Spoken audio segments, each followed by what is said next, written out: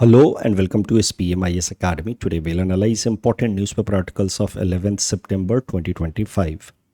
Please note you can download the PDF version of today's newspaper analysis by clicking the link given in the comment section. This is the list of the topics that we will be covering from today's newspaper. The first topic is about Himachal Pradesh declared fully literate. This topic is important from our syllabus GS paper 2 polity and governance point of view, especially with respect to education segment. सबसे पहले current news देखते हैं तो Himachal Pradesh has been now declared as a fully literate state. With this it has become fifth state और union territory in India to attain this status. इसके पहले Goa, Ladakh, Mizoram and Tripura have already attained this status.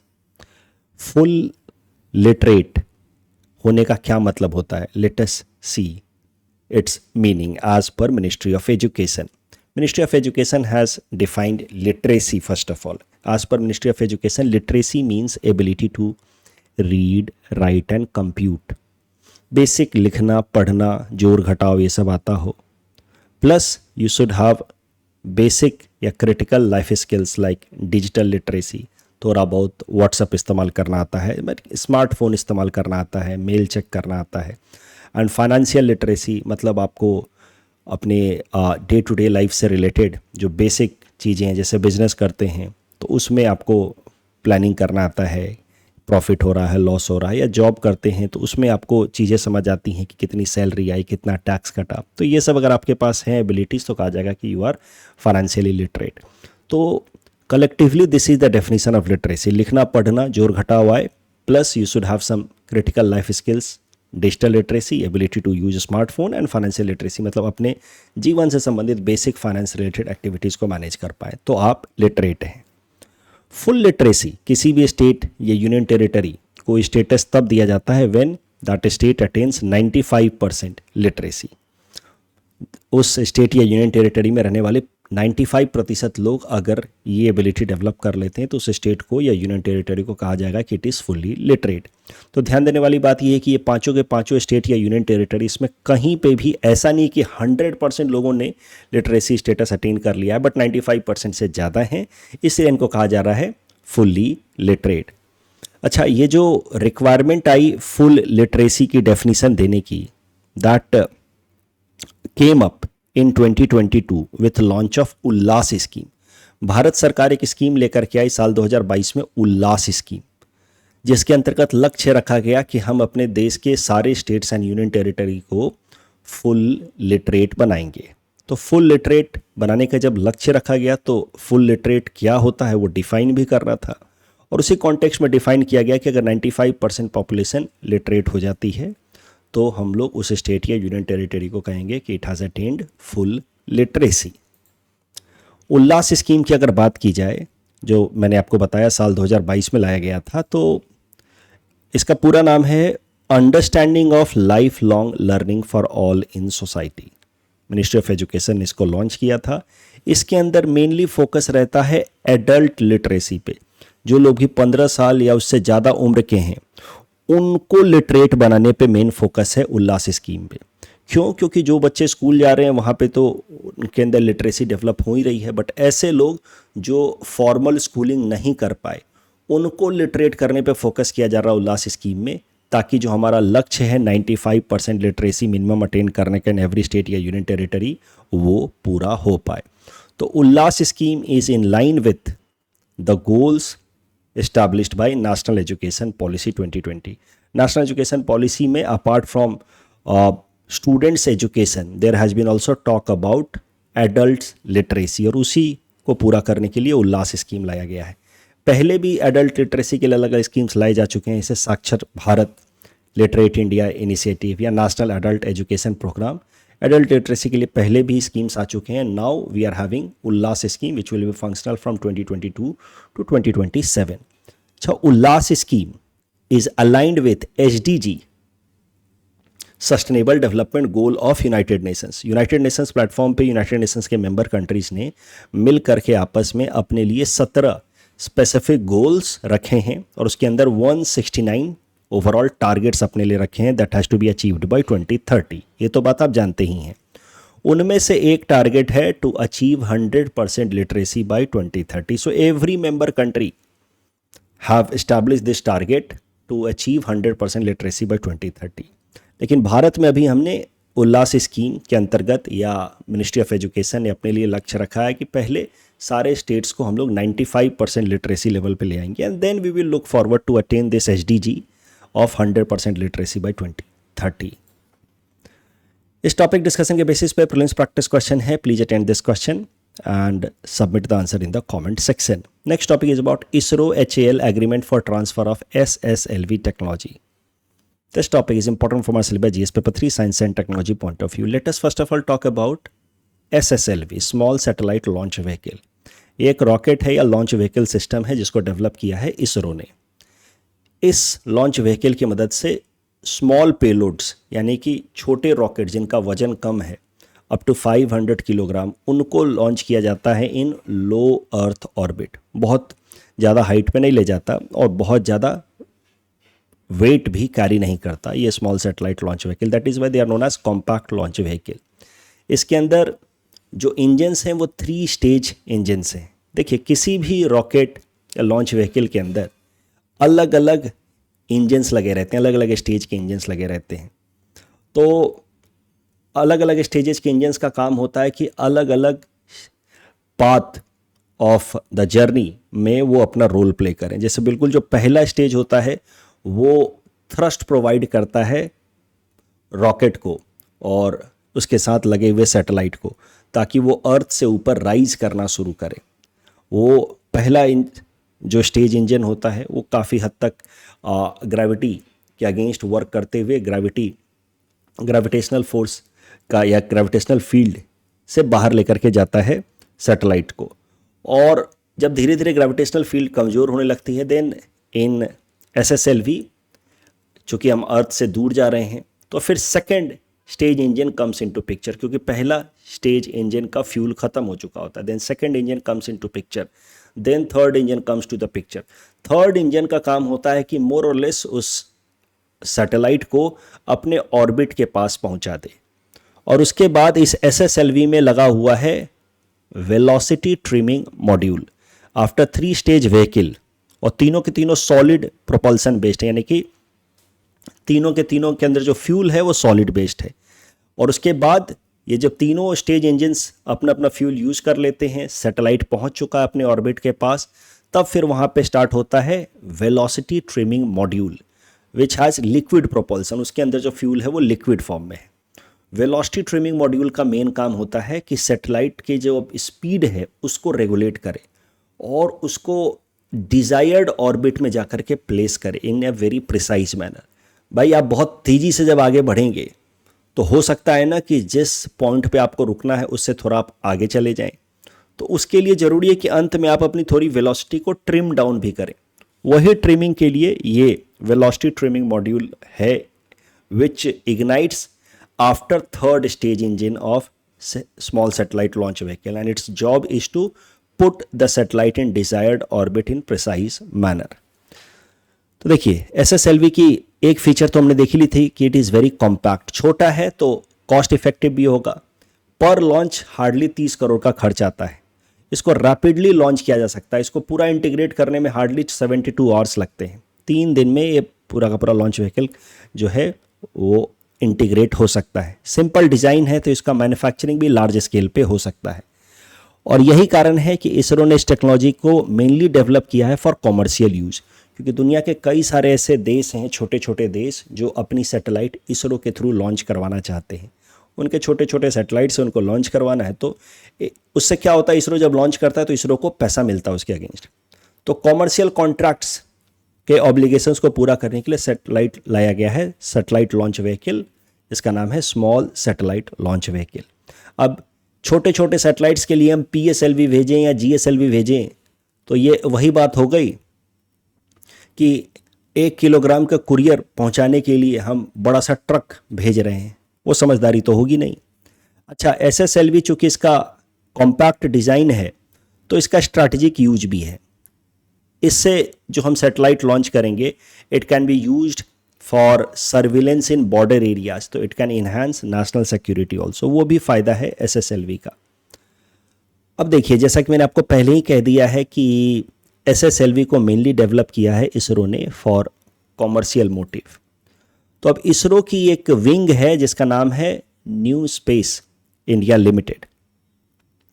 अब ये जो इसरो की विंग है NSIL, new Space India limited, इसका काम है इसरो के लिए कॉमर्शियल कॉन्ट्रैक्ट्स लेकर के आना। That is why New Space India Limited is known as commercial wing of ISRO. इसका काम है कि इसरो के लिए कॉमर्शियल कॉन्ट्रैक्ट्स लेकर के आना। साथ ही साथ इसका काम है कि इसरो ने जो भी टेक्नोलॉजी डेवलप की है उस टेक्नोलॉजी के मदद से दूसरी कंपनियों के थ्रू सैटेलाइट लॉन्च करने वाले इक्विपमेंट्स डेवलप कराना है। क्योंकि देखिए, इसरो एक टेक्नोलॉजी डेवलप करने वाली प्रीमियर एजेंसी है। अब वो बैठ करके मैन्युफैक्चरिंग नहीं करेगी।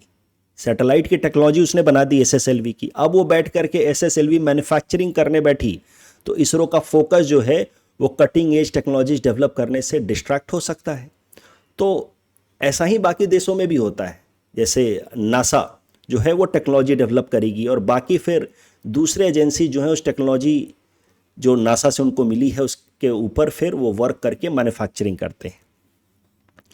तो यही काम करता है इसरो भी। ISRO develops cutting edge technology and then NSIL क्या करता है कि उस टेक्नोलॉजी की मदद से जो इक्विपमेंट्स प्रोड्यूस किए जाने, स्पेस इक्विपमेंट्स, उसका लार्ज स्केल पे मैन्युफैक्चरिंग हो पाए, उसके लिए वो कॉन्ट्रैक्ट करवाता है विथ मैन्युफैक्चरिंग कंपनीज या पार्टीज। जैसे इस केस में क्या हुआ है, आज जो हम लोग न्यूज़ देख रहे हैं उसमें इसरो ने तो डेवलप किया SSLV की टेक्नोलॉजी।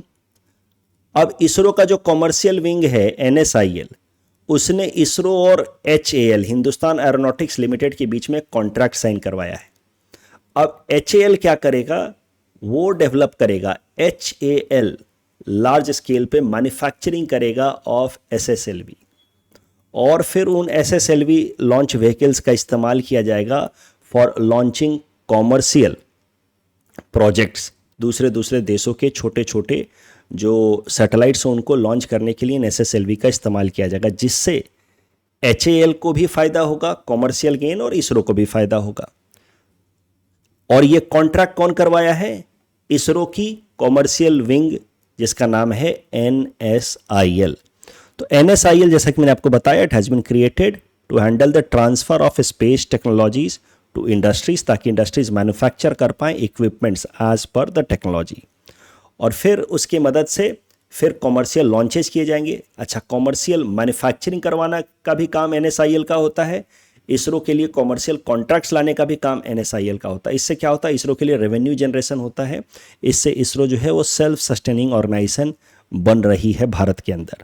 तो ये न्यूज़ मैंने आपको ऑलरेडी बता दिया कि इसरो ने HAL, हिंदुस्तान एरोनॉटिक्स लिमिटेड के बीच में एक transfer of SSLV technology agreement sign हुआ है, which was facilitated by NSIL। अब ये जो technology transfer over period of 24 months होगा और उसके बाद HAL will produce and SSLV जो प्रोड्यूस होगा उसकी मदद से कॉमर्शियल सैटेलाइट्स लॉन्च होंगे, जिससे इसरो एंड HAL दोनों को रेवेन्यू जनरेशन में मदद मिलेगी। इस टॉपिक डिस्कशन के बेसिस पे प्रीलिम्स प्रैक्टिस क्वेश्चन है। Please attempt this question and submit the answer in the comment section. Next topic is about geo tagging in census 2027, important from our syllabus GS paper 3 science and technology point of view.